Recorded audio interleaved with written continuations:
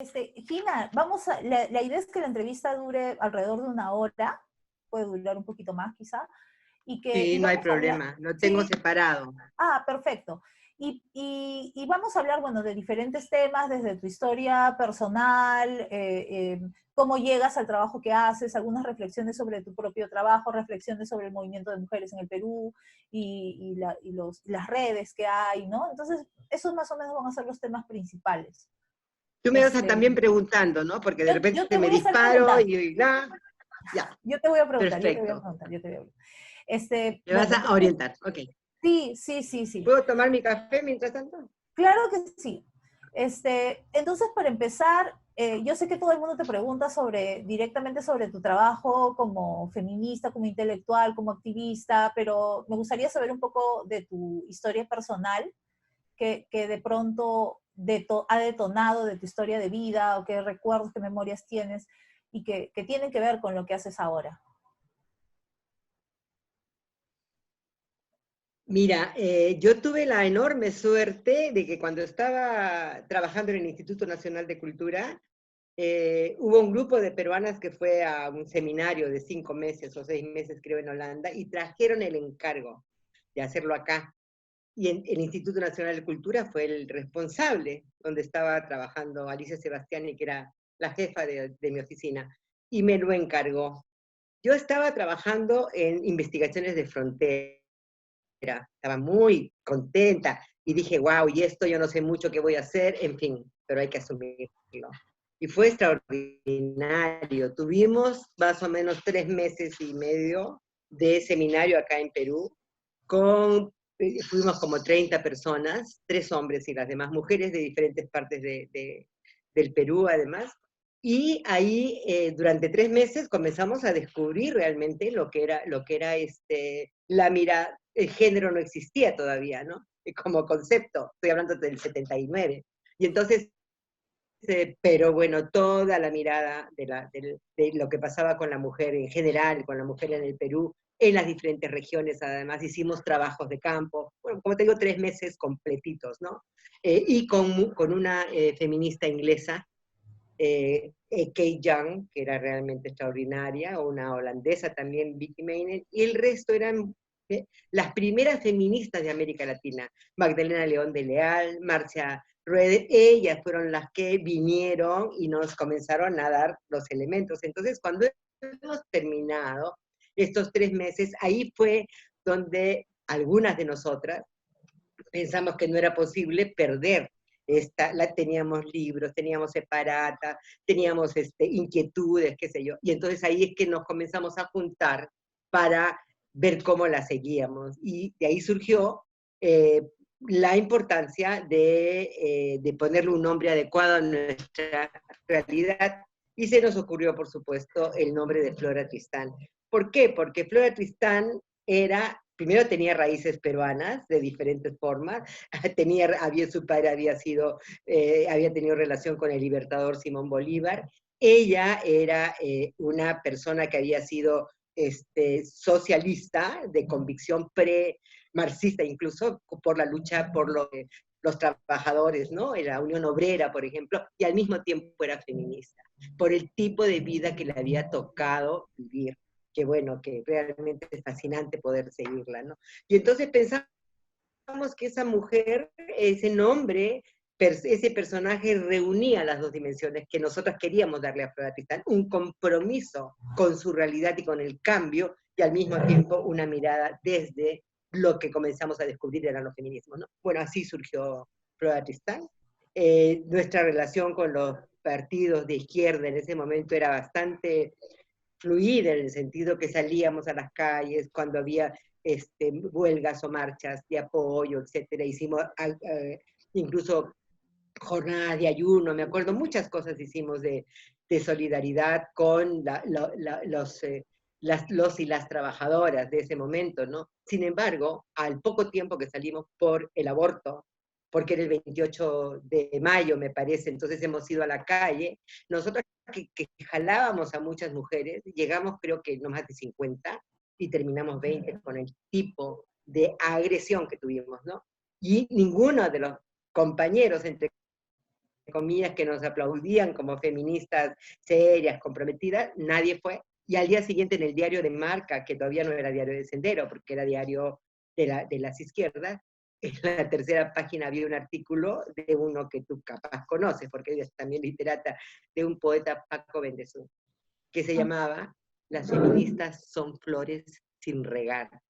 Y su argumento era que nos faltaba macho, y que por eso estábamos protestando en la calle, gritando, y el aborto, qué sé yo. Ese fue nuestro real comienzo feminista en Perú. Real, ahí fue donde cerramos filas, pues comenzamos a armar nuestros grupos de autoconciencia y comenzamos entonces a desarrollar mirada, propuesta, reflexión feminista desde nosotras mismas, ¿no? Ese fue y eso fue el primer año, prácticamente nos formamos en los 79 y en los 80, pero ya estaban pues otros grupos como Manuela Ramos, Mujeres en Lucha, Frente Socialista de Mujeres, varios, uno más que ya no me puedo olvidar, Alimuper, por supuesto, más antiguo todavía, Acción para la Liberación de la Mujer, ¿no? Con esos grupos comenzamos a armar el feminismo en el Perú, en ese periodo, ¿no? Desde ese periodo para adelante, sí. Y antes Esta de es la primera parte de esto. Antes de este primer contacto que tienes con esas primeras feministas de América Latina que comentas, ¿hay algo en tu historia personal, familiar, el contexto, que ya te hace mirar el mundo de esta otra forma? Mira, yo creo, mi familia era una familia bastante tradicional, mi papá era militar, mi mamá ama de casa, pero bueno, unas tías llegaron desde Tacna, mi mamá tenía 14 hermanos, entonces 2 de las tías jóvenes llegaron a estudiar acá, una asistencia social y la otra a estudiar educación.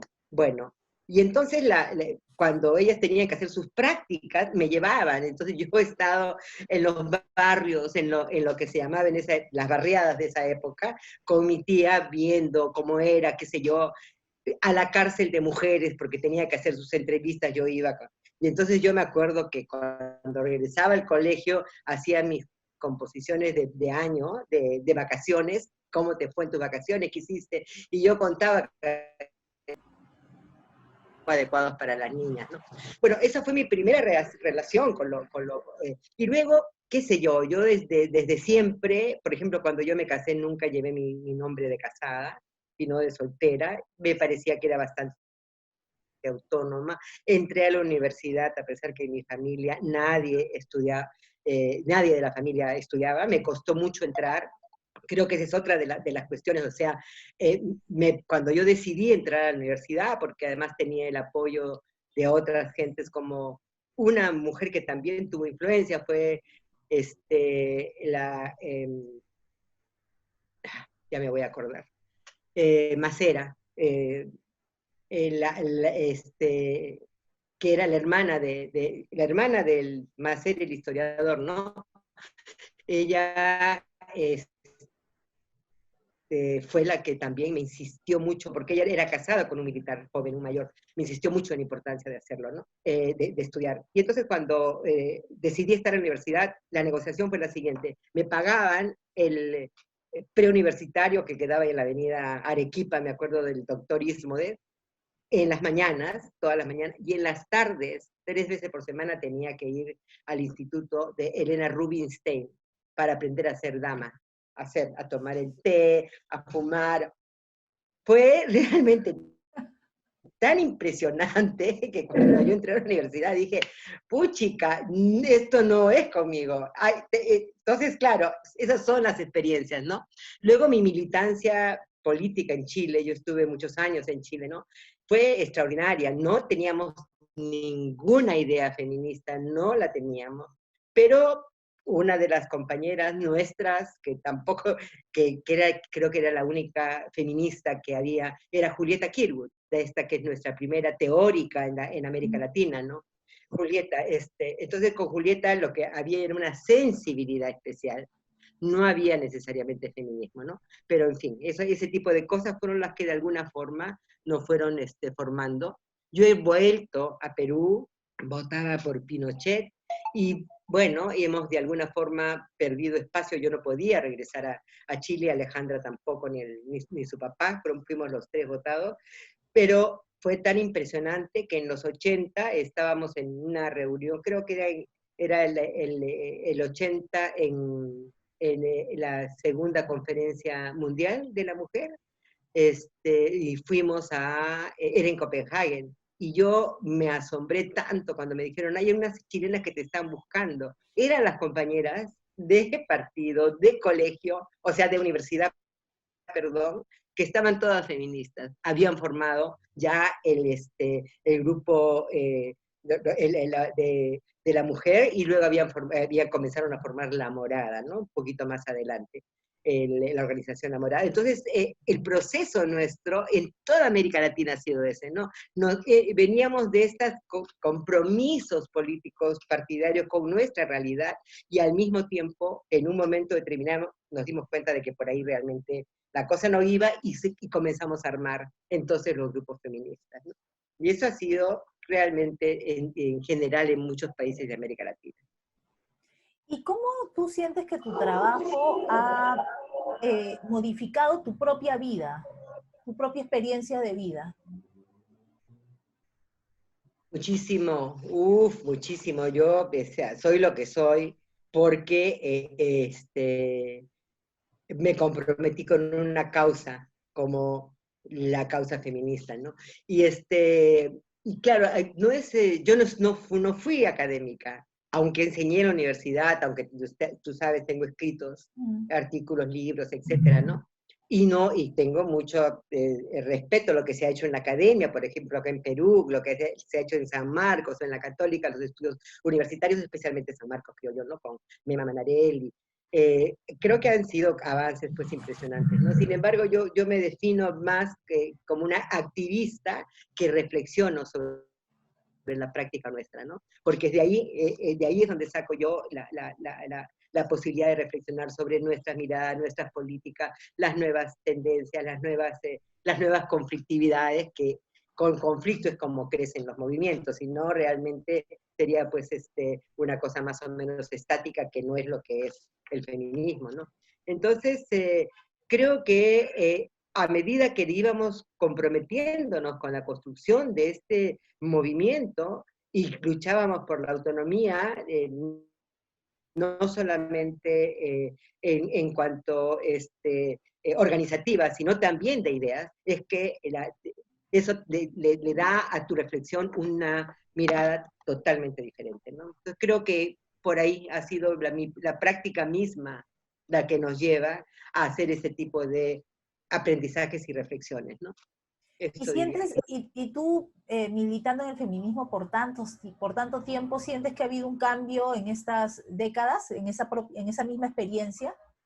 ¿Cómo no? ¿Cómo no? Por eso te decía que justamente el feminismo, lo, diría, es una permanente y nunca acabada construcción política y sociocultural, porque va ampliándose, va desarrollándose, va teniendo determinado tipo de actorías o miradas, a partir que la realidad también se va complejizando o la vas descubriendo de otra forma, ¿no?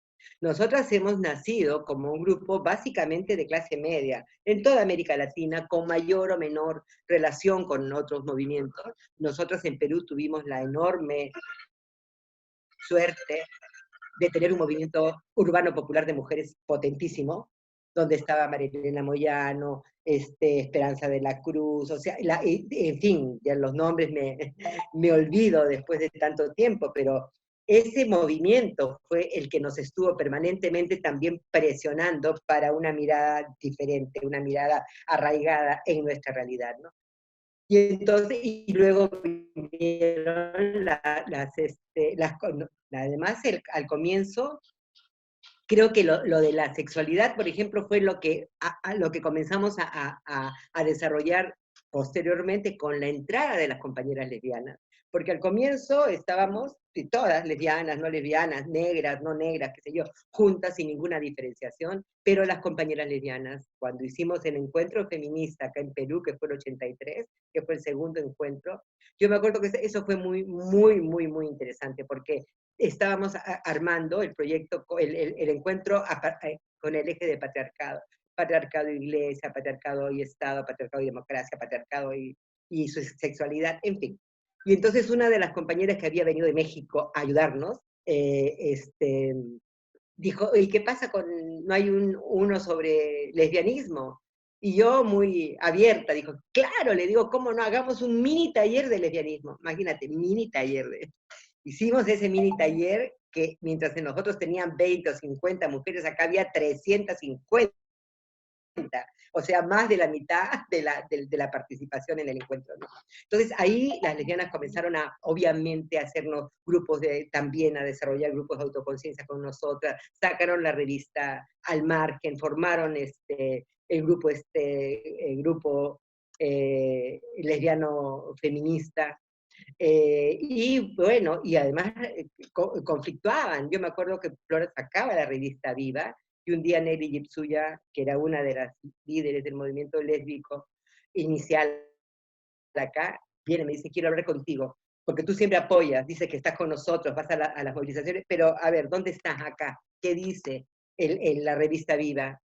Toda era heterosexual, por supuesto, no había nada de lesbianismo. Entonces, así o sea, quiero recuperar el conflicto como una parte sustancial de nuestro avance. Y entonces ya con el tiempo, en este momento, en el siglo XXI, ¿qué es lo que vemos desde comienzos del siglo?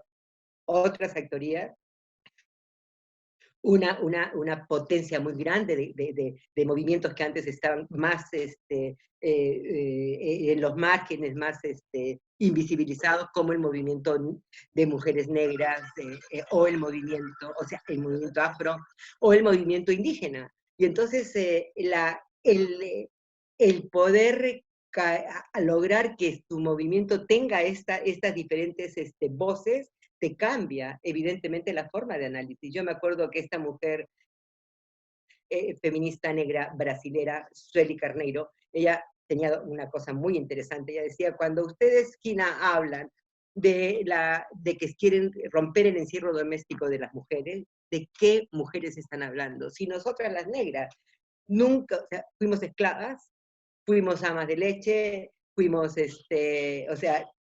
vendedoras ambulantes, fuimos prostitutas, fuimos todo, menos estar encerradas en las casas, ¿no? Y entonces lo que tenemos que hacer, y tiene un artículo histórico, ella que es maravilloso, ennegrecer el feminismo. Y entonces es ennegrecerlo, indigenizarlo, transexualizarlo, ponerle toda la forma de ver el mundo, que es diferente, que traen estas mujeres. Entonces, eso es lo que para mí conforma la riqueza en este momento de las perspectivas feministas y toda su mirada actual, ¿no? Gina, ¿y cuál ha sido tu experiencia trabajando organizadamente, ¿no? Porque tú te has organizado muy joven, ya sea en la política, en Flora. ¿Cuál ha sido tu experiencia en la organización? Ha sido fundamental, ¿por qué? Porque el trabajar en equipo te da otra mirada de la vida y de la realidad. Eso lo sabes desde los partidos y desde los feminismos, por supuesto, que es la única forma de que realmente puedas avanzar, ¿no? Porque hay otras formas de mirar, además, los liderazgos, ¿no? Yo en un momento determinado, hablando de algunas de las mujeres feministas que yo más quiero, que tenían una fuerte presencia en el movimiento, pero no eran de las que hablaban más o de las que escribían, entonces, pero estaban presentes. Entonces yo decía, tenemos que considerar diferentes tipos de liderazgos que nos van construyendo, ¿no? O sea, hay liderazgos que aparentemente más pasivos, pero que están dando mucho de la reflexión en la forma de organizar los eventos, el tipo de consignas, el tipo ¿no? de miradas que hay, qué sé yo, ¿no? Entonces, yo creo de que trabajar en conjunto, en equipo, siempre ha sido importante. No creo necesariamente que tengamos que pensar en la unidad. La unidad es tramposa, porque la unidad hace que tú pienses de que hay solamente una sola forma, una sola consigna, una sola mirada que te da la unidad, ¿no? claro, en luchas colectivas, por supuesto, hay una sola consigna para ir adelante, pero que se nutre de las diferentes posiciones y miradas y subjetividades que traen el conjunto de las personas. Entonces yo por eso prefiero hablar más de un movimiento muy diverso que está en permanente proceso de articulación para determinado tipo de luchas, determinado tipo de soportes de solidaridad, para determinadas formas de encarar la conflictividad, etcétera, ¿no? Entonces, no, la unidad durante mucho tiempo creímos que la unidad venía porque éramos todas declarándonos feministas, pero bueno, estaban afuera de este núcleo mucha otra gente. Entonces, aprendimos otra cosa muy interesante. Las feministas latinoamericanas han sido también un potente impulso para el trabajo colectivo y el trabajo colectivo regional, internacionalista, ¿no? Nos ha servido mucho tener los encuentros feministas desde el 81 hasta ahora, cada 2 años, primero, luego cada 3, espacios donde puedes conectarte, puedes hablar, puedes hacer campañas, puedes generar redes, en fin, una serie de cuestiones. Entonces, cuando estábamos organizando el primer encuentro feminista, me acuerdo, y después le tocó a Perú, Magali Pineda, una feminista maravillosa que murió hace un par de años de República Dominicana, ella decía, lo único que tenemos que tener claro es que no tenemos feministómetro. Nadie tiene ningún derecho a pensar que su feminismo es mejor que el otro. Entonces, sin feministómetro vamos a avanzar. Entonces fue muy interesante porque eso era como los comienzos de nuestra creación de las dinámicas feministas en América Latina, ¿no? Entonces fue realmente, sí. Vuelvo a tu primera pregunta, ese trabajo en equipo en el país y a nivel de la región, creo que ha sido un potente enriquecimiento de los feminismos latinoamericanos. ¿Y has sufrido discriminación o has sido víctima de prejuicio por ser mujer en alguna de los espacios de organización en los cuales has estado?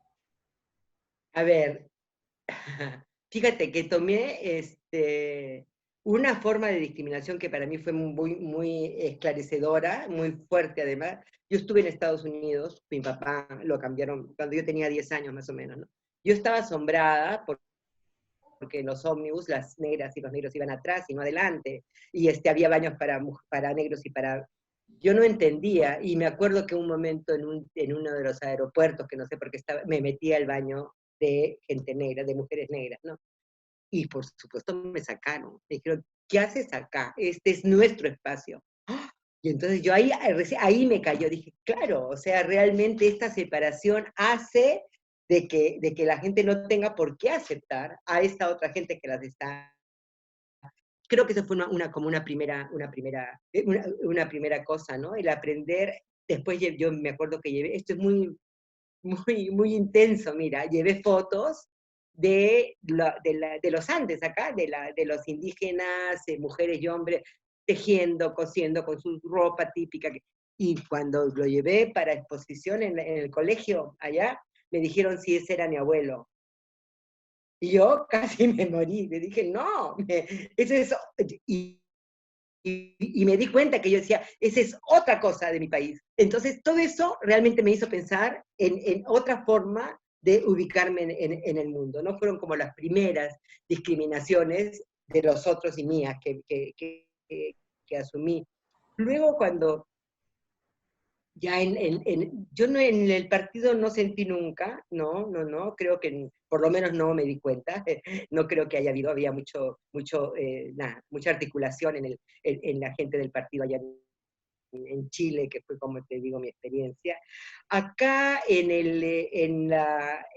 no, yo en el trabajo yo no he tenido ese tipo de experiencias, pero sí las he tenido en la lucha. Cuando nosotros comenzamos a luchar, no solamente esto de que las feministas son flores sin regar, sino, bueno, puchica, una vez uno de el compañero muy querido, mi compañero, cuando justamente regresamos después de la marcha del aborto, yo llego pero deprimidísima, y entonces compañero que me había acompañado toda la primera parte de construcción de los feminismos, porque esto era como al año que habíamos comenzado. Entonces me dijo, bueno, tengo que decirte algo, me dice, yo no entiendo cómo una mujer tan inteligente como tú puede perder el tiempo en estupideces como esas. Entonces, claro, que eso es agresión, o sea, fue realmente ¡pua! Una tremenda, tremenda. Y luego sí lo he sentido en la producción de conocimientos. Siempre las cosas de las mujeres estaban como mucho más al lado que el resto de las reflexiones sobre la realidad del país, sobre cualquier tipo de problemática, ¿no?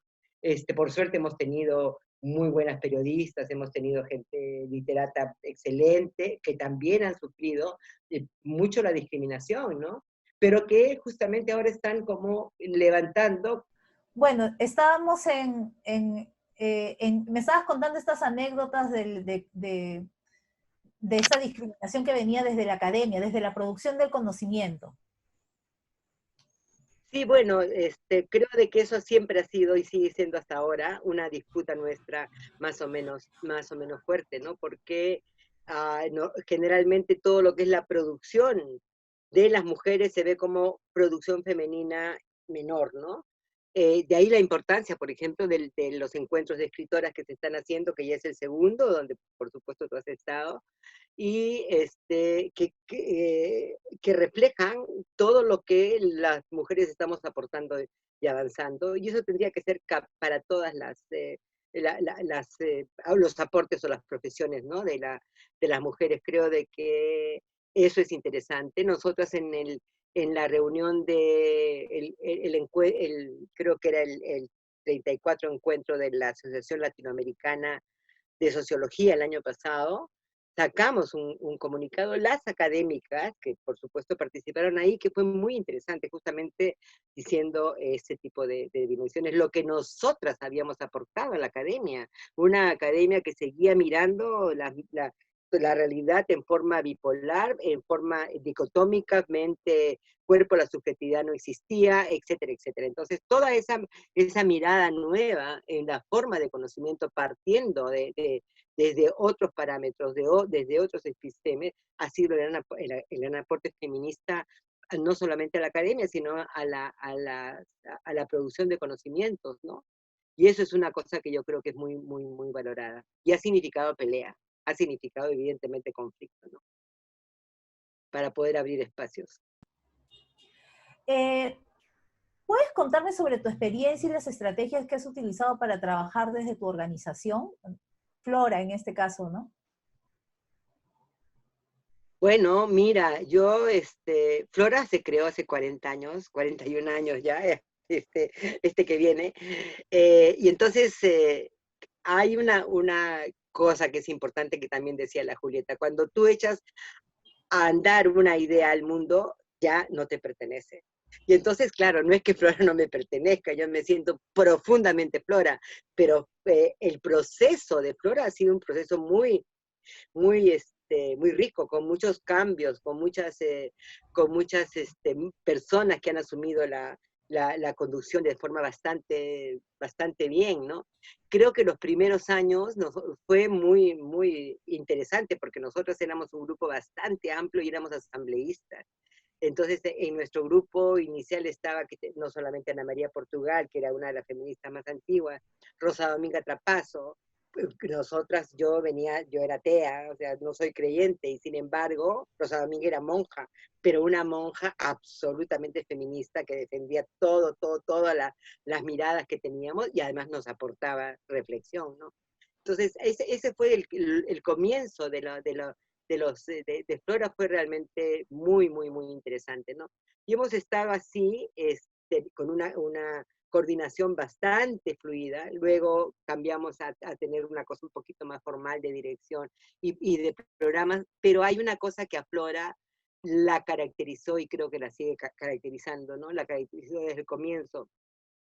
Como decía Vicky Guzmán, que es otra de las fundadoras de Flora, ella decía, Flora Tristán tiene dos formas de existencia.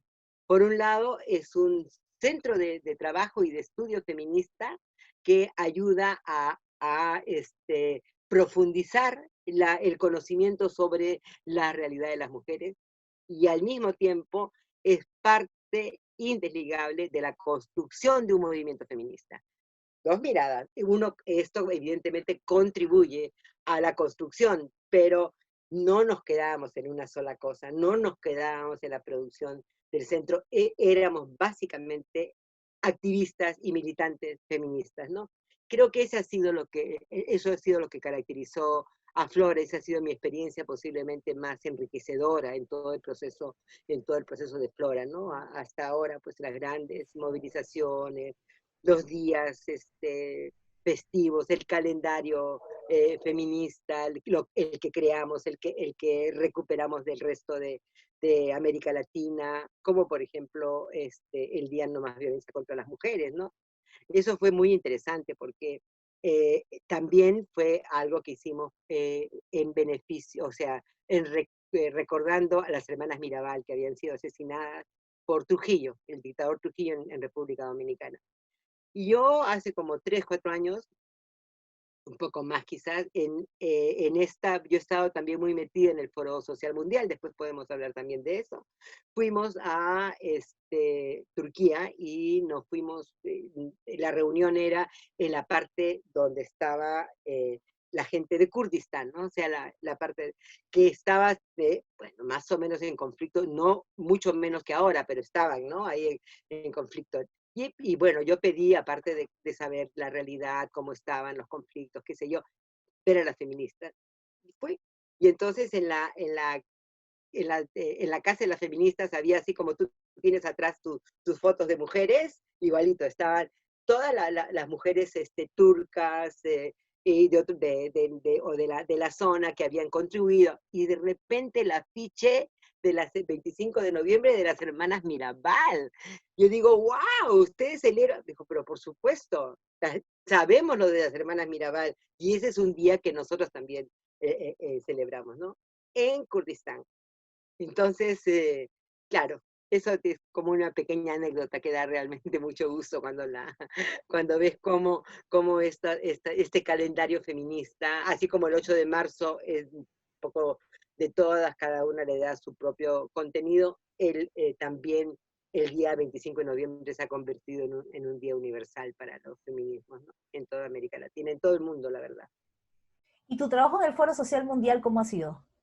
Mira, tú sabes de que en toda la primera etapa, hay una parte que no hemos hablado, que es la parte de la conferencia de Beijing, que creo de que es importante, porque también eso marcó mucho también mi perspectiva para más adelante, ¿no? En el 95 se iba a realizar la conferencia, la cuarta conferencia de la mujer en Beijing. En las conferencias anteriores, las mujeres las feministas estábamos por un lado y los estados por otro, no nos interesaba, sacaban sus documentos. En Beijing hubo una estrategia diferente de parte de Naciones Unidas, ¿no? Porque trató de involucrar más articuladamente a los feminismos y las organizaciones y las ONG de las regiones, pero nombró a personas, en cada país en cada región nombró una persona responsable, elegida a dedo. Y nos dimos cuenta que en América Latina había elegido a una chilena cercana al Opus Dei, que no tenía ninguna relación con el movimiento ni nada por el estilo, e hicimos rápidamente una campaña. En esa época no había sino fax, cientos de faxes a Naciones Unidas diciendo que me dijeron, oye, pero hay que ponemos tu nombre. ¿Cómo no? Claro que sí, pensando que era una batalla que íbamos a dar, pero que no íbamos a ganar. Bueno, pusieron mi nombre y ganamos. A esa mujer la sacaron y yo quedé. Entonces nosotros nos hemos ido a Beijing, que fue muy difícil, porque también el movimiento, una parte se dividió porque no estaba de acuerdo. Bueno, hemos ido a Beijing, como yo decía, en clave movimiento. Y hemos tenido voz de movimiento y hemos tenido presencia de movimiento, hasta la pancarta que yo saqué en la asamblea, por justicia, mecanismos y recursos, hasta las movilizaciones en las escaleras del Congreso, donde se daba la asamblea para que no pasara nadie hasta que no viera que teníamos nuestros chalecos con las consignas, ¿no? Que queríamos. O sea, realmente fue una presencia muy, muy, muy potente a ese nivel. Y fuimos la única región que lo pudo hacer, además, ¿no? Entonces, y logramos cambiar el texto. Entonces, Cecilio Lea decía siempre que Beijing fue un texto y un pretexto. El texto es lo que teníamos que cambiar para dejar una plataforma de acción que fuera más o menos cercana a lo que estábamos queriendo, y un pretexto para organizarnos, para levantar nuestras consignas, para articular nuestras acciones, etcétera, etcétera. O sea, eso fue para nosotras Beijing, ¿no? Ah, claro, al volver a los países, toda la negociación con los estados, un estado poco democrático, estados realmente con poco respeto a la ciudadanía, menos a los movimientos. Bueno, hemos logrado, por supuesto, varias cosas, pero en estos 25 años que se acaban de cumplir, evidentemente la plataforma de acción sigue sin cumplirse en una gran parte, y al mismo tiempo hay nuevas dimensiones que no estaban hace 25 años y que no están contempladas en la plataforma. Entonces es importantísimo hacer un reajuste para que todas estas nuevas riesgos y estas nuevas miradas estén, y que además la forma de negociación con los estados cambie, porque al comienzo era ponerle como demasiado énfasis a lo que podíamos lograr en la negociación con los estados, cuando evidentemente también, como decía Vicky Guzmán, una demanda no llega al Estado por su urgencia ni su gravedad, sino los nuestros, por supuesto, estaría ya hace rato, sino llega por la capacidad que tiene de extenderse en públicos más amplios. Y entonces el trabajo en la sociedad, ya no sé, sociedad civil, el trabajo en lo público es fundamental, y en lo público cultural es también fundamental, y desde abajo es también fundamental. O sea, no es solamente la estrategia con el Estado la que tenemos que rescatar, sino justamente toda esta presencia contracultural, generando otras miradas, generando otras dimensiones, luchando por aquello que por supuesto el gobierno no te lo va a dar, como por ejemplo la lucha por el aborto, ahora nuestra agenda se ha enriquecido de una forma impresionante. O sea, la lucha por la defensa del cuerpo y la defensa del territorio es fundamental. La lucha por un ecosistema diferente, es decir, la lucha en contra de un capitalismo voraz que está especulando con la vida y dejando que la gente se muera como está pasando ahora, con el agravante de que acaba de haber un estudio de Oxfam donde dice que los ricos de América Latina se han vuelto más ricos con la pandemia. Entonces eso te da una idea de lo que significa este desarrollo tóxico que está pretendiendo el capitalismo neoliberal, patriarcal y colonial además en este momento, ¿no? Y entonces esa es la agenda nuestra, en este momento esa es la agenda. No podemos luchar por los derechos de las mujeres, no podemos luchar por conseguir reconocimiento, si no desarmamos todos estos poderes que son para los cuales el patriarcado es fundamental, ¿no es cierto? Espérate un ratito, para un segundo, porque capaz es Gina, ¿y en qué proyecto estás actualmente? Ah, bueno, pero me faltó lo del foro, ¿no? Ajá, Entonces, después sí. después de lo de Beijing, nos dimos cuenta justamente de que había que teníamos que tratar de mirar desde otro ángulo también lo que estaba pasando en la sociedad. Entonces vino lo del Foro Social Mundial. Yo estuve desde el comienzo como parte de la articulación feminista Marcosur, y luego me quedé en el Consejo Internacional del Foro, bueno, hasta ahora, ¿no? Dando una disputa para que haya más indígenas, más mujeres y organizaciones negras, transexuales, es decir, todo lo que en este momento no existe en el foro. El foro fue muy importante en toda la primera etapa, en este momento sigue siendo importante, pero tiene realmente que ampliar su conexión con las nuevas miradas y las nuevas problemáticas que existen. Entonces estamos en este momento todavía en el Consejo Internacional del Foro, todo esto ahora solamente por Zoom, ¿no? Tratando justamente de ver cómo reformulamos la mirada en relación a lo que hoy día es importante, ¿no? Pero el foro nos dio mucha riqueza, nos ha dado, o sea, conexiones con otros movimientos, hicimos los diálogos feministas con mujeres de diferentes partes del mundo a los comienzos de los foros, los diálogos intermovimientos donde estaban los indígenas, los Dalits de la India, los transexuales de Asia, las negras de América Latina, en fin, más o menos ese tipo de articulaciones las hemos hecho todo el tiempo en el Foro Social Mundial, así que la experiencia ha sido como muy, muy interesante. Pero tú me preguntabas otra cosa, me preguntabas Te algo. preguntaba ¿Qué me actualmente, preguntaste? ¿en qué proyecto estás? Actualmente, parte estoy en esto, parte estoy en una experiencia muy interesante que se llama Los Movimientos de Movimientos, que es una experiencia que se hizo hace como 10 o 12 años, donde se sacaron 2 libros muy potentes con diferentes artículos de diferentes partes del mundo, justamente sobre la forma en que los movimientos ya está ahí, los movimientos está de los zapatistas, indígenas, negras, árabes, afganos, en fin, una serie una mirada muy diversa y muy interesante. Ahora, hace como un par de meses atrás, quizás 3 meses atrás, se ha vuelto a reanimar este grupo, de algunos de los que estábamos participando, en el movimiento de movimientos. Yo me he metido también con gusto, porque ahí también estaba trabajando, estaba participando, porque no es trabajo, sino participación militante y voluntaria. Estaba Peter Waterman, mi compañero de vida, que se murió hace ya 3 años, y entonces estoy entrando en ese espacio donde no es necesariamente un espacio totalmente feminista, pero es feminista, porque están las voces, recuperamos todo aquello que sea lo diverso, ¿no? Y la mirada indígena, la mirada de las otras formas de analizar la vida y el mundo. Entonces estoy muy interesada en eso. Estoy también preparando, acabo de terminar un artículo, un libro, una publicación hecha con Dafne, una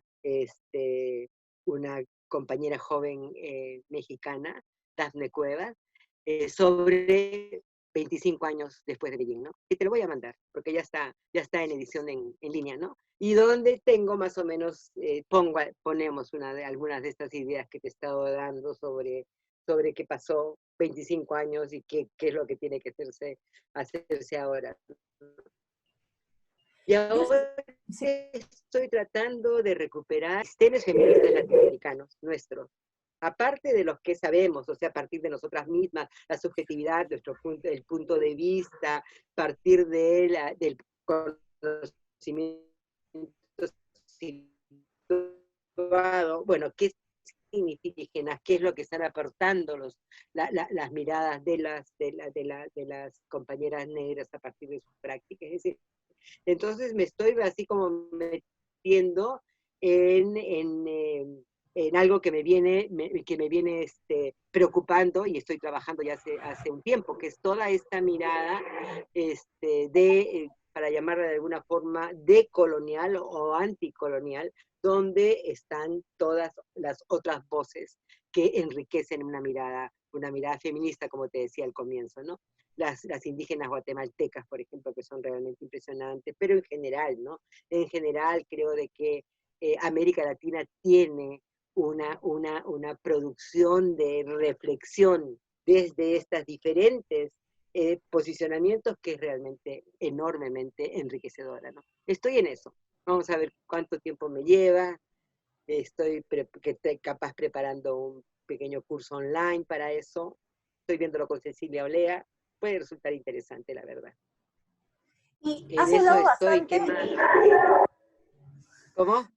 has hablado bastante de estas diferencias, estas diferentes banderas y estas complejidades dentro del mismo movimiento feminista. ¿Cómo crees que está lidiando el movimiento de mujeres con eso? ¿Crees que está lidiando bien? Me da la impresión que se está lidiando con la conflictividad que es necesaria, ¿no? O sea, yo por supuesto me resisto enormemente cuando hay algunos artículos donde dicen de que las feministas blancas proimperialistas, yo digo, bueno, estarán allá, porque acá en América Latina no están, ¿no? Pero aparte de esos deslices que evidentemente, no, tú no, cuando surgen estas nuevas ideas, es para que mires críticamente y rescates de lo que se hizo, rescates aquello que sigue siendo válido, aquello que te permite avanzar, y no es simplemente borrón y cuenta nueva, porque eso también es un fundamentalismo, ¿no? Entonces mi preocupación justamente es esta, ligar lo que se avanzó desde esta perspectiva y lo que ahora se está avanzando con el enriquecimiento de estas nuevas miradas y estas nuevas voces, ¿no? Creo de que, sí, yo creo de que América Latina es un continente pluricultural, multiétnico, de diferentes perspectivas y miradas y memorias históricas. Y eso tiene que ser parte de un feminismo latinoamericano, ¿no? Ese es en fin, mi interrogante, mi preocupación, mi interés es ahora ese, ¿no? Sí. Y también has hablado de tu experiencia como académica y como activista. ¿Cómo ves tú ese balance entre la investigación y el feminismo? Lo veo fundamental. Creo de que ya hay mucho en las investigaciones feministas que están recogiendo una mirada mucho más eh, eh, transgresora de la forma de producir conocimiento. Ya hay una idea clara que a mí me parece importante, que la academia es importantísima cuando están las feministas haciendo la lucha, pero la producción de conocimientos no es privilegio ni monopolio de la academia, porque si no, estaríamos solamente pensando que aquello que se produce es lo que... No, esta idea tan interesante de Boaventura de Sousa Santos, que él habla de la ecología de saberes, es decir, los saberes no son únicos, así como hay una ecología donde está toda la diversidad que rompe la monoculturalidad de la mirada o del conocimiento, lo que sea, creo de que con el conocimiento pasa lo mismo, ¿no? O sea, porque si no, no te explicarías cómo tú puedes en este momento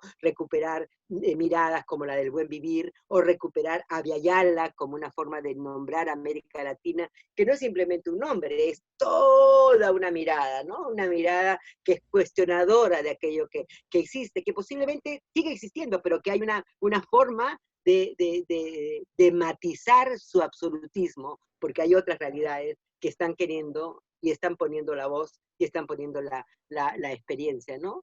Una mujer como también una negra brasilera, feminista extraordinaria, que también murió, la Lelia González. Ella estoy hablando de fines de los 80, o sea, comienzos de los 90, tanto tiempo. Ella, nos hicimos muy amigas, estábamos participando en algo en Bolivia, no me acuerdo. Entonces ella me decía, Gina, el movimiento feminista es racista, no por acción, sino por omisión. No se habla, no se dice, no estamos.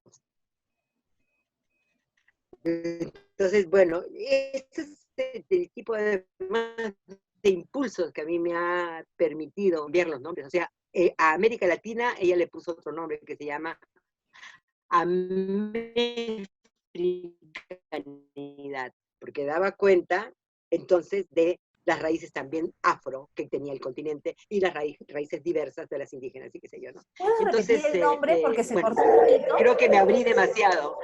No, ¿Ah? pero ¿puedes repetir el nombre que le dio la feminista brasileña? Americanidad, América africana, ¿no? Es americanidad, exactamente, ¿no?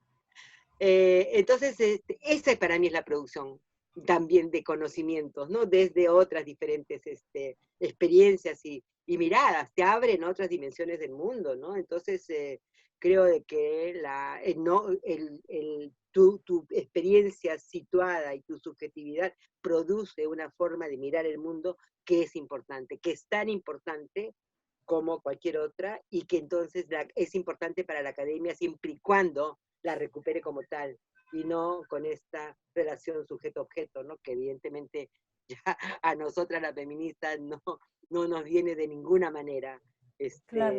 la aceptación de eso, ¿no? Gina, ¿y cuál es tu evaluación o tu análisis del movimiento feminista en el Perú? A ver, es diverso. Hay mucha gente joven que no tiene mucha idea capaz de lo que peleamos anteriormente, o capaz piensa de que somos viejas del siglo pasado.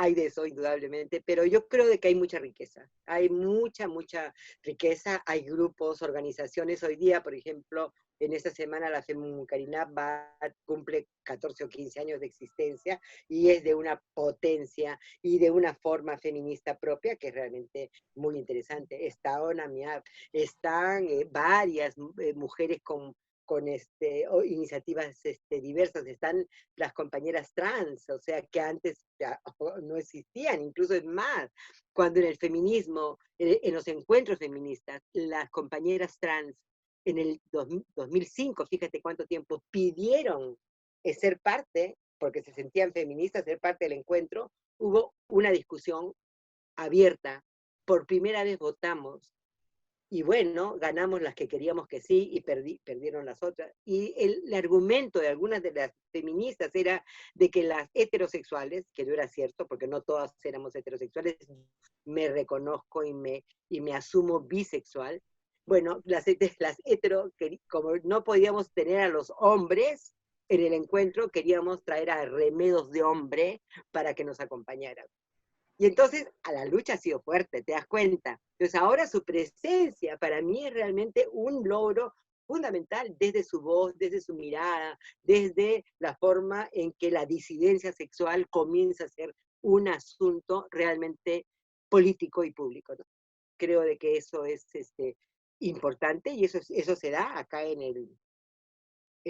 creo de que hay diferentes tendencias, hay unas que están mirando muy fuertemente lo que pasa a nivel de la política formal, oficial. Hemos conseguido muchas cosas, hemos conseguido paridad y alternancia, cosa que no pensábamos sino tenerla hasta dentro de 20 años. O sea, hay cosas que se han ganado indudablemente, pero hay otras estrategias, y hay otras miradas, y hay otro tipo de luchas, ¿no? Donde creo de que sí vale la pena ponerle el ojo, ¿no? Esta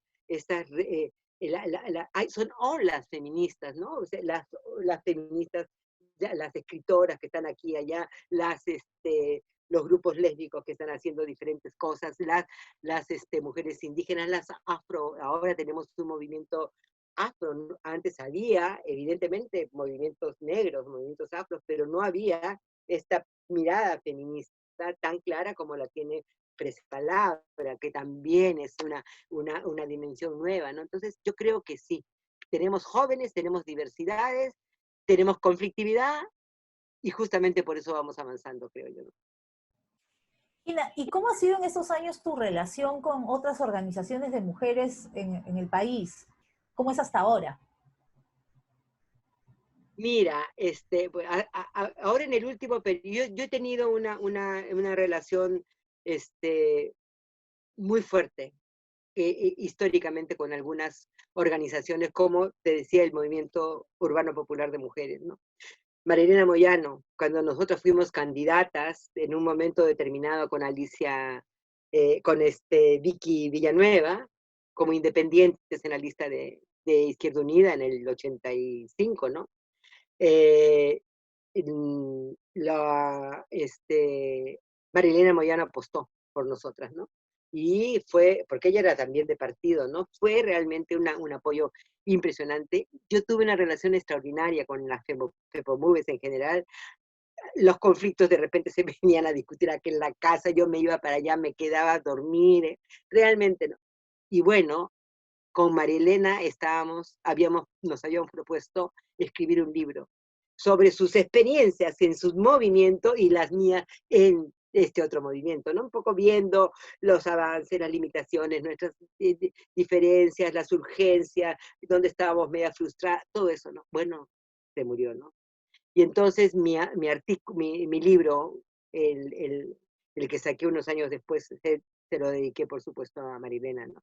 Esas han sido las experiencias que a mí me han marcado de estas otras miradas. Creo que también con organizaciones como la FEBUCARINAP he tenido una relación, sigo teniendo, realmente me dan mucho, son experiencias que me parecen realmente admirables por todo lo que tienen que decir y todas las condiciones en contra que también tienen. Y una de las cosas que a mí más me ha gustado en el último periodo es hemos hecho una serie de algo así como talleres, ¿no? Talleres macro sur, macro norte, macro centro.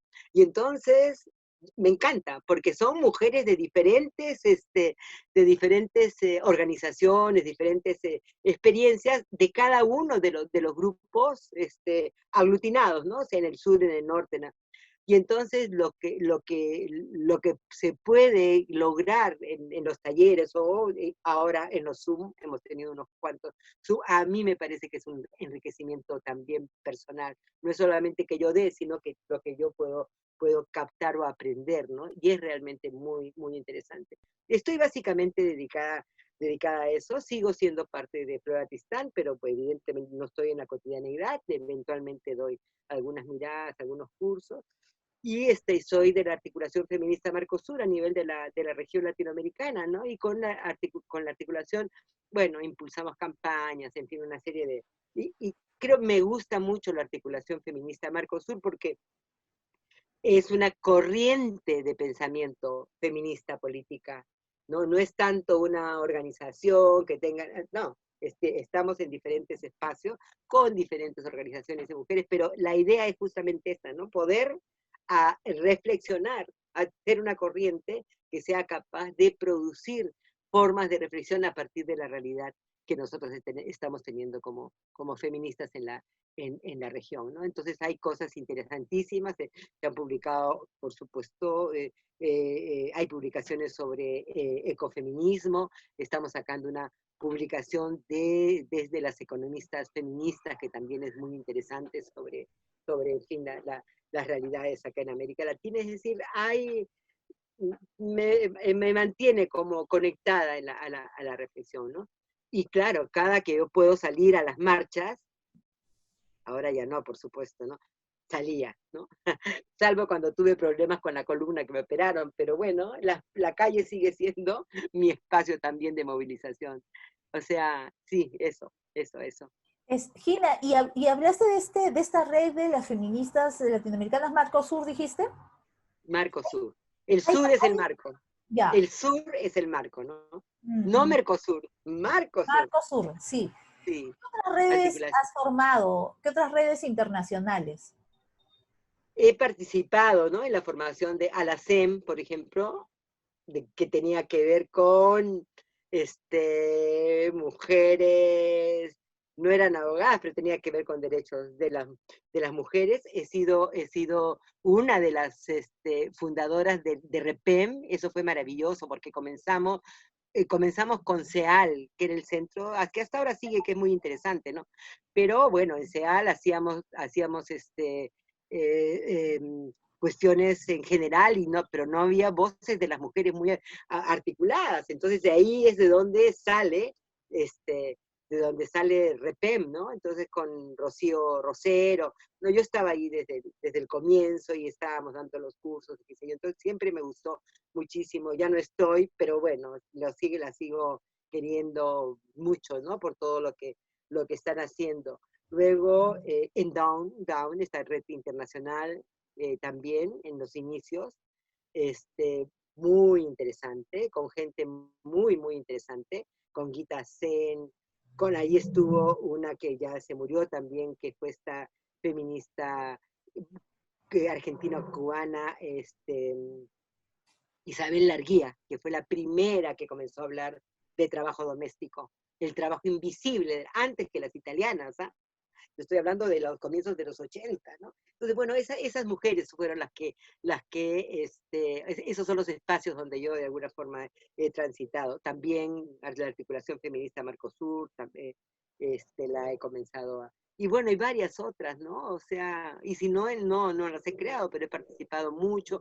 Una experiencia muy, muy interesante fue la campaña por una convención de derechos sexuales y derechos reproductivos que lanzó CLADEM con Rosana Vázquez, ¿no? bueno, éramos un pequeño equipo internacional, ¿no? Que hicimos los documentos, y fue realmente una experiencia muy, muy, muy interesante, ¿no? Todavía no lo logramos, pero en fin, en algún momento se retomará estas otras dimensiones, ¿no? No me Y el acuerdo mucho, pero aprendizaje que muchas tú, más, muchas más. ¿Ah? sí, yo me imagino, ¿no? Toda tu experiencia, cuántas redes internacionales de las que habrás formado parte, ¿no? ¿Y algún aprendizaje que tú recuerdes que desde esas redes se hayan aplicado acá o que hayan mirado esos otros ejemplos? Pero ¿cómo no? Porque todas esas redes han tenido raíces acá en Perú. La red de Down no, la red de Down ahora está con REPEM además, o sea que esa es una cosa interesante, porque REPEM la está impulsando también acá en la región. Estamos con ellas en el Foro Social Mundial, en el Consejo Internacional, lo cual también es un gran alivio, ¿no? Porque para formar un núcleo feminista al interior y fortalecerlo más, ¿no? Pero acá sí, yo creo de que hay participación, o sea, en diferentes, en varias de las redes, ¿no? ¿Cómo se ha tramitado a partir de las mujeres que pertenecen y a partir de las cosas que yo he podido hacer a nivel de las, aportar a lo que ellas están haciendo, ¿no? Una experiencia muy interesante que a mí me ha servido mucho, no la creé porque yo soy, como te digo, no creyente, pero las católicas por el derecho a decidir, cuando hicieron el capítulo Perú, invitaron a un cura mexicano y me pidieron que estuviera que hablara en la plenaria de inauguración, comentando al cura. Ay, yo dije, ¿para qué me he metido? ¿Qué voy a comentar a un cura? Que no... Bueno, me quedé boquiabierta. Ese cura, que se llama, te voy a mandar el nombre porque es realmente excelente este cura. Él decía, por ejemplo, una de las cosas que más me acuerdo, un Estado laico no tiene religión, no va a misa, asume todas los compromisos confesionales como válidos, pero ninguno como decisor de su política. A ver, dime, que un cura te diga eso del Estado laico, yo lo amé para toda la vida. Y así por el estilo, ¿no? Entonces, también he aprendido mucho de todas estas iniciativas nuestras de los feminismos, que siempre han tenido como mucha creatividad para sus discursos y sus cosas, ¿no? Sí, sí. Gina, y ya para terminar, ¿cómo ves tú la crisis sanitaria? ¿Cómo ha cambiado tu trabajo como en estos tiempos? Varias cosas, ¿no? La primera es, estoy encerrada hace 5 meses. Antes de la pandemia, antes me vino un problema de alergia que yo nunca había tenido antes, y nada menos que por los libros y por los papeles que tengo en la casa, que no tengo dónde mudarme y no tengo cómo sacarlos, ¿no? Entonces, bueno, estoy con pastillas, pero me da, me siento muy débil de los bronquios. Entonces, la recomendación, obviamente, de los doctores y las doctoras es que no salga, que no me arriesgue, menos ahora, ¿no? Entonces, no camino, no voy a comprar. Me acuerdo que un día mi hija me llevó, le rogué que me llevara al supermercado. Y la única vez que he salido, me llevó yo con máscara, con todo, ¿no? Me volví loca. Hacía como 4 meses que no compraba nada, que no veía solamente lo que me traían. Entonces comencé a poner, pero todo ahí. Hasta que me di cuenta que no, que realmente necesitaba solamente algunas cosas, ¿no?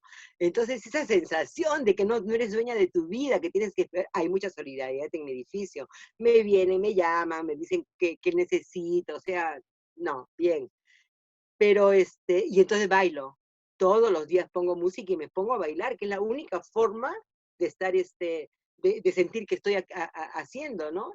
Estoy parada todo el tiempo que puedo, como estoy sentada acá, a la hora el cuerpo me pide y me paro y como parada, o sea, eso es más o menos como ha comenzado a ser mi rutina. Eso a nivel personal. A nivel social y político creo que es terrible.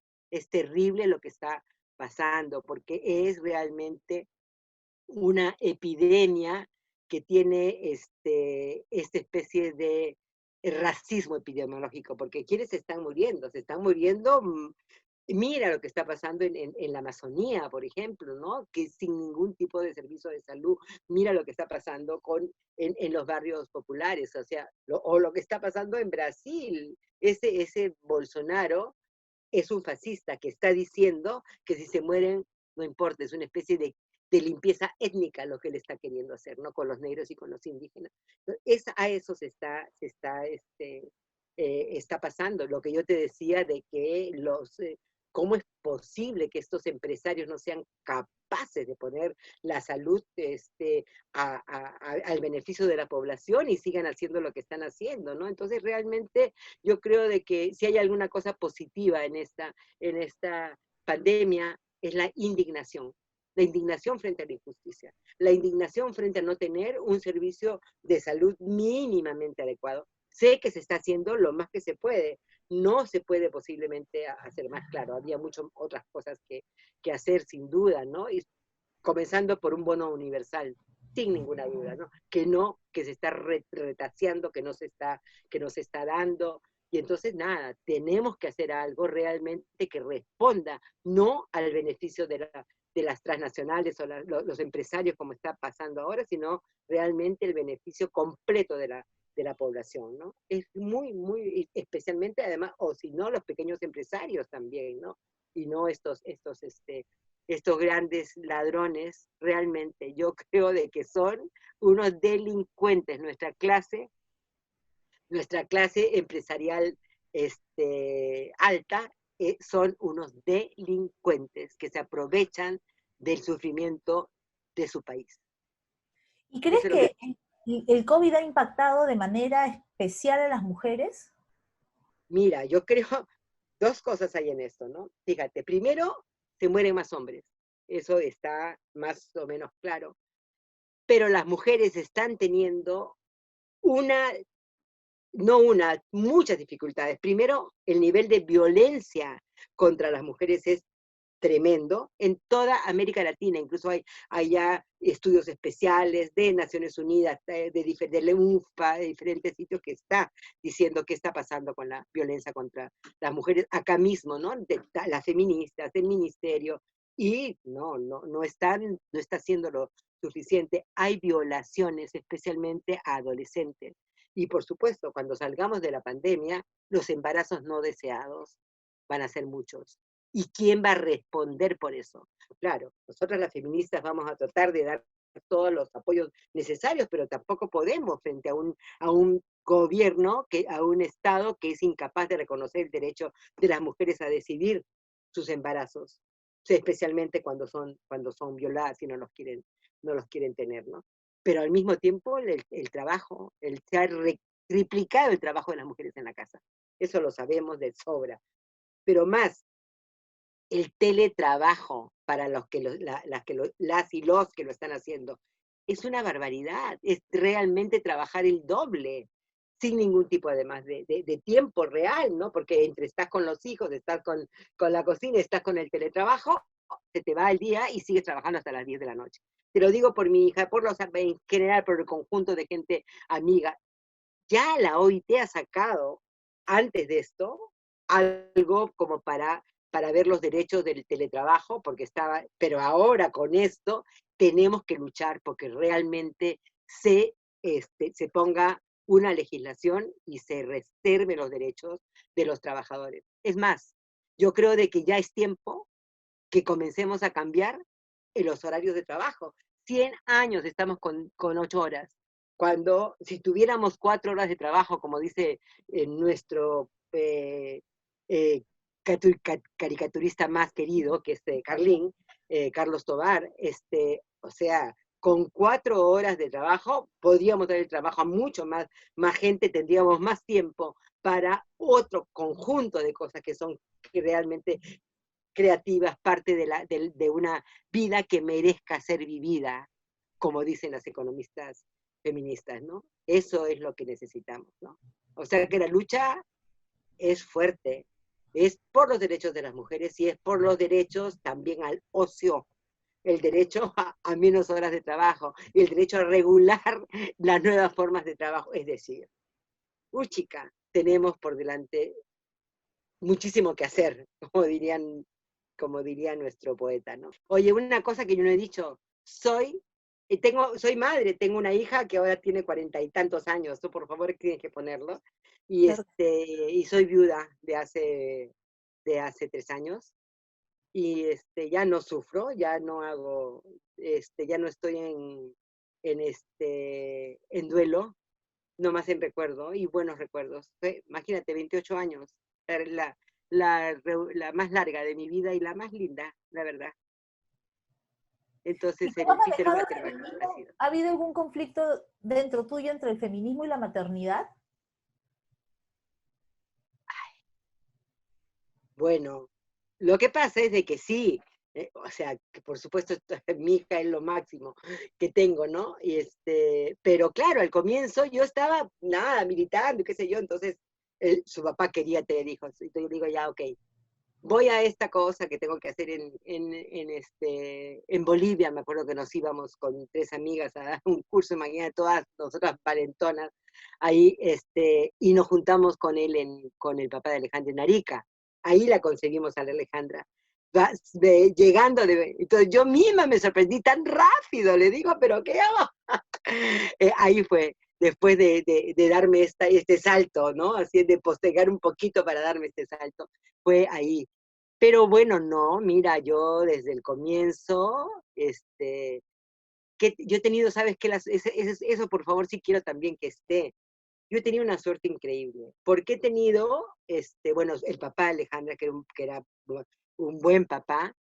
Cuando llegamos a Lima él se enfermó, entonces no estuvo un tiempo, en fin, fue largo, fue como 6 años que estuvo mal hasta que murió. Entonces luego tuve una relación larga con Cinesio López. Alejandra lo considera como su papá, o sea, han tenido muy buena relación, hasta ahora la tienen, porque le ha sido muy bueno con ella también, ¿no? Se han querido mucho. Entonces, pero sobre todo para cuando yo comencé con estas historias del feminismo, de esto, del otro, ¿qué? Mi vecina de abajo, porque su hija tenía la misma edad de Alejandra, y entonces yo, Aidita, por favor, voy a llegar tarde porque estamos en la reunión. Ya, no te preocupes. Entonces, Alejandra llegaba, le tocaba el timbre desde el colegio y se quedaba ahí hasta que yo llegara. Mis hermanas también, una maravilla, porque también se quedaban con ella. Y claro, mi mamá con el costo, ¿no? ¿Qué ha significado eso? Porque eso también es una cosa. Yo cuando me iba de viaje la dejaba donde mi mami, ¿no? Y entonces, de repente, la Alejandra me dice, mamá, quiero hacer la primera comunión. ¡Ah! Digo, ¿qué? Pero si ni siquiera estás bautizada. Bueno, entonces nada, ok. Y le hice pues porque quería, ¿no? Entonces un amigo cura de mi papá en su casa hizo la ceremonia del bautizo. Alejandra tenía como 9 años, ¿ah? Estábamos solamente la familia. Alejandra allá adelante diciendo, Alejandra, veas Vargas, ta, ta, ta. Entonces Alejandra, sí, sí, que no sé. Y en un momento le preguntan, Alejandra, veas Vargas, ¿renuncias a Satanás, a sus pompas y a sus obras? Y mi hija maravillosa voltea y me dice, mamá, ¿qué es Satanás? Así que ya te imaginas. Más la amé. El cura decía, di que sí nomás, di que sí, después te explico. Entonces, no, mi hija es una maravilla, ha sido una maravilla toda la vida. Y he tenido, por suerte, esos apoyos de mujeres, mira, que me han apoyado, y eventualmente de algunos hombres, algunas veces. Pero sí, realmente ha sido eso, ¿no? Yo he estado un tiempo también, esa es otra de las cosas que no te he dicho, parte de mi historia, durante todos estos años que yo he estado con Peter. Peter era inglés, pero vivía en Holanda, trabajaba en una de las universidades del Instituto de Estudios Sociales de La Haya, donde a mí me invitaron en los 90 como profesora visitante. Y luego me contrataron como profesora durante unos años, o sea, pero yo no quise aceptar estar permanente. Entonces estaba solamente algunos meses al año, ¿no? Hasta un determinado tiempo que ya no estuve, ya dejé de enseñar, pero estaba con Peter. Entonces ha sido una vida muy particular en todo ese periodo, porque yo viajaba 3 o 4 meses a Holanda, Peter venía acá 3 o 4 meses, generalmente en el invierno de allá, venía para acá, o yo me iba entonces, claro, nunca perdiendo conexión, porque igual de ahí viajaba, me conectaba y todo lo demás, ¿no? Pero mi vida ha sido así, en el último periodo, ¿no? Con lo cual, la relación que yo tengo con algunas de las redes y gentes de esta parte del mundo es realmente muy, muy interesante, ¿no?